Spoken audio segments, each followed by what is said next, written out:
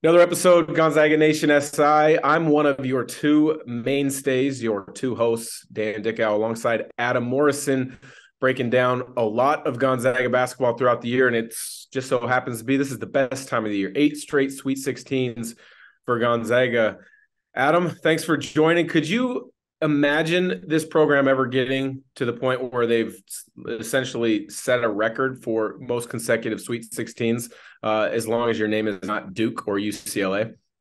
Yeah, it's pretty remarkable. Obviously, since 2015, it's an insane streak considering a lot of programs that you maybe have a slip up or some injuries or whatever. Just the longevity of it, and then it just kind of disproves the fact that we don't win in March. That's the funniest when you hear that storyline. It's like, okay. But yeah, really proud to be a alumni. Obviously, you are too. But it's pretty crazy how much they've elevated this program in the last decade. Yeah, it's absolutely astonishing. I mean, I thought my groups were good. I thought your groups were good.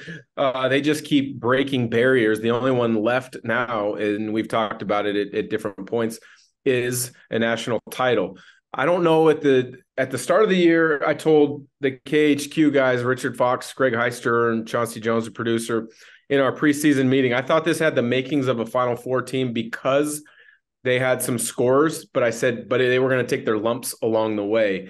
I look like I might be coming. My prediction might be coming to fruition.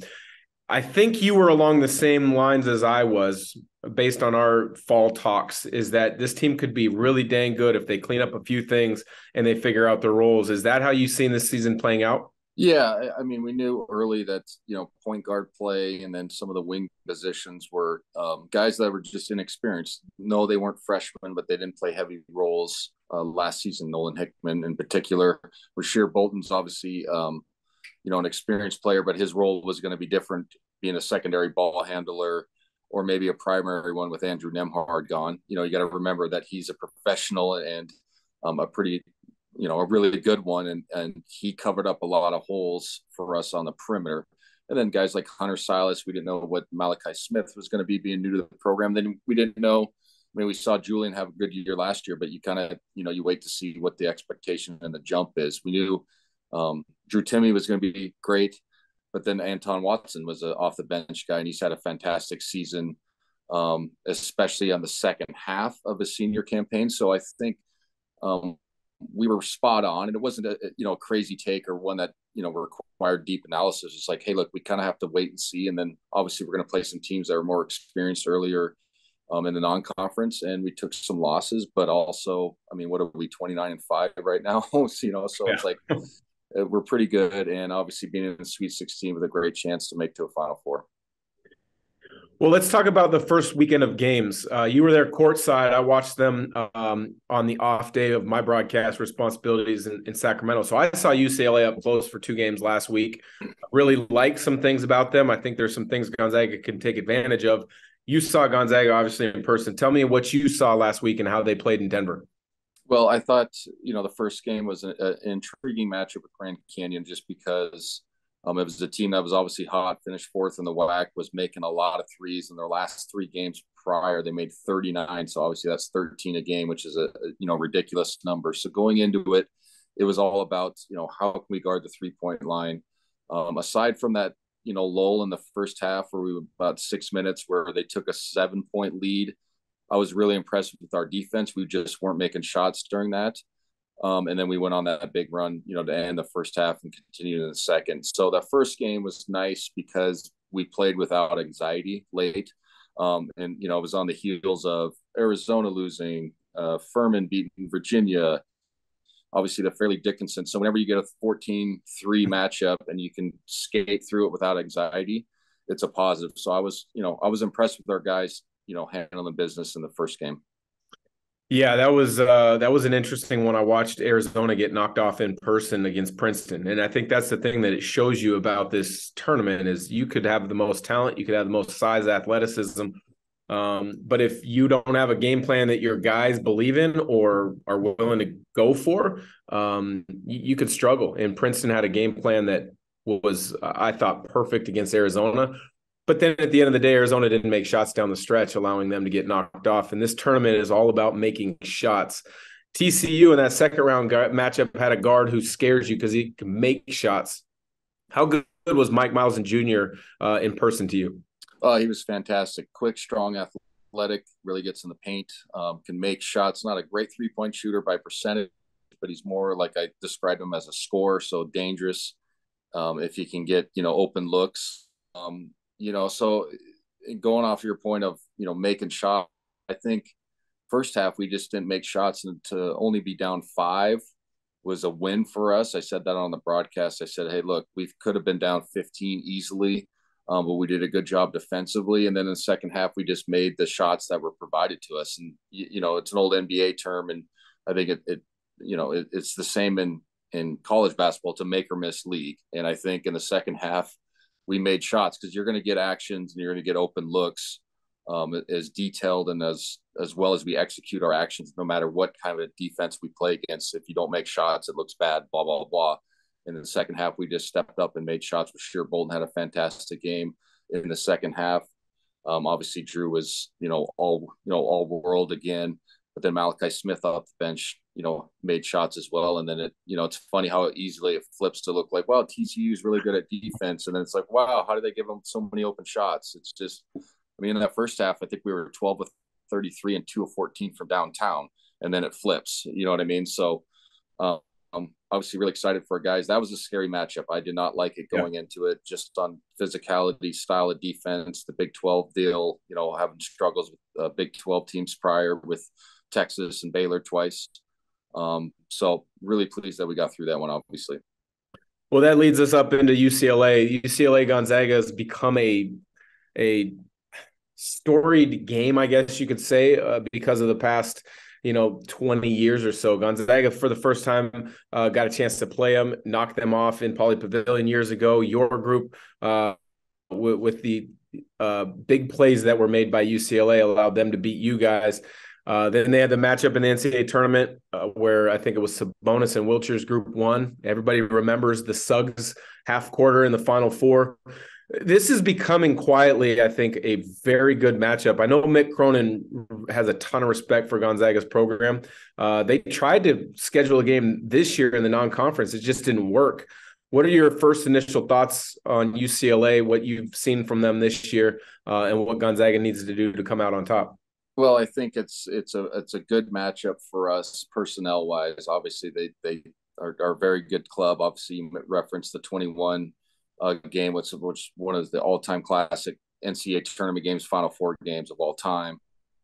And then last year we played them in this arena, T-Mobile, coming up, and we won by 20 in that game previous to playing Duke. So I think we just match up well against them. Javier Jaquez, I can't always mess up his name. Very good player, Pac-12 Player of the Year. Tough matchup. I think we can throw certain types of bodies at him. Anton can guard him. I think Julian can. I think Drew a little bit can guard him. And then Tiger Campbell's a fantastic player on the perimeter as well, but they're a little bit banged up with that Clark kid going down in the Pac-12 tournament, their best defender. So I like the matchup. Obviously, I think it's, more like a pick 'em, to be honest, but I think physically we match up better than we did against TCU, if that makes sense. So I'm really looking forward to it. It has become a great rivalry. It's the West Coast, probably 2 of the 3 best teams on the West Coast, excluding Arizona, are, the best programs. San Diego State might have an argument with that, but as far as like recruiting and prominence, I think these are the 2 best clubs. So it's cool that the rivalry has gained so much, notoriety. And I think that's kind of why, for TV, it's obviously a TV event, the tournament as well. That's why they kind of put us in the same bracket. It's the primetime slot on Thursday night in the Sweet 16. It's pretty cool to see that Gonzaga is elevated to that level within the program. You talked about the matchups for Gonzaga UCLA. I think the Jalen Clark injury for UCLA really hurts. He's out for the season now with an Achilles injury. They haven't said exactly what it is, but he won't be back. And that's hard for them because I don't think they want to put Jaquez on Strother for long stretches of time because it'll wear him down because he has to handle so much of the load on the offensive end. Plus, you don't want to put him in foul trouble opportunities. I mean, Strother, I saw this note today. When he scores 15 or more, Gonzaga's 27-1. So they got to kind of figure out a way to slow him down. And then the other UCLA player, Adem Bona, who's battling injury right now, he missed the first round. He's important because he's 7-footer, tremendous defensive versatility with pick and roll coverages as well as protecting the rim. But I don't know if they can trap or hard hedge ball screens against Gonzaga with Drew Timme the way they usually do, because if he catches it, Timme, in that short roll, we've seen him just obliterate teams this year. Do you expect them to hard hedge, hard roll, or hard hedge or trap, or what do you think of their pick and roll coverage might be? Yeah, I'd imagine they probably try to go over the top and sink to take away the roll. I mean, that's we make a lot of bread and butter on guys getting out of position, and then we make one pass and Drew angle seals. We've done that for years, but Drew's really good at it.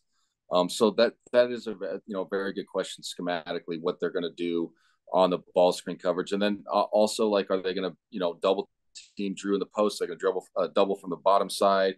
TCU tried that; it worked well in the first half. They were doubling from the bottom side, and then we started hitting the skips in the second half, which you get, and you set the hammer screen on the weak side. You get wide open shots. If they go in, it looks great, right? So I'm curious. I always look for that in pretty much any game is when he gets his first or second touch. Do they go on the dribble? Do they go off, a shooter like a, Nolan or Rasheer, even though they're good shooters, but do they gamble on, giving those guys swings? Are we ghost cutting on the weak side if they trap, all that stuff? So I'm really curious to see how they try to defend us, because last year, obviously, you take away Chet. Chet's a different animal, but we pretty much match up the same. I mentioned Andrew before, but we really bothered them offensively. They've had a really poor game last year. They only scored 63 points. So I'm curious to see how they, handle us obviously defensively, but what they try to do to get, their two main guys to score the basketball. I think the other key is Gonzaga getting off to a great start, because Gonzaga wants to play fast, lead the country in scoring. UCLA wants it upper 60s, lower 70s. They will run, but it's selective. Tiger Campbell, one of the best in the country at controlling the pace.